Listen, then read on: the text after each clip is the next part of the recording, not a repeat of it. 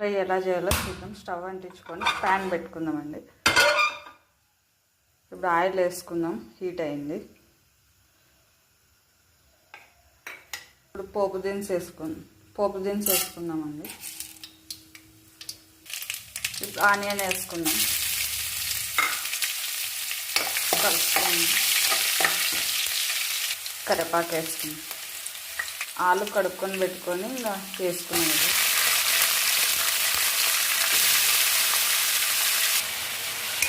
ఆలు వేసుకున్నాక ఇప్పుడు బాగా కలుపుకోండి. ఇప్పుడు సాల్ట్ వేసుకోండి.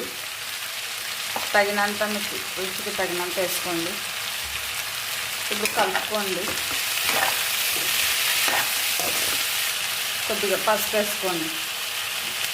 కలుపుకోండి.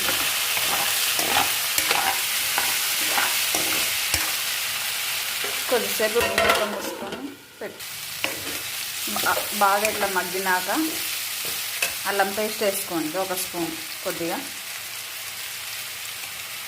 కలుపుకోండి.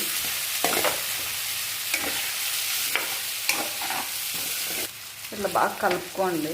కొద్దిసేపు ఒక మూత మూసుకోండి.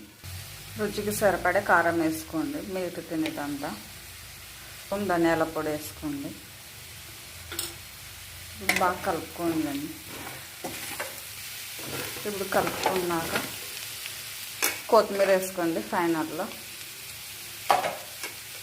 కలుపుకోండి. కొత్తిమీర వేసుకున్నాక అయిపోయిందండి.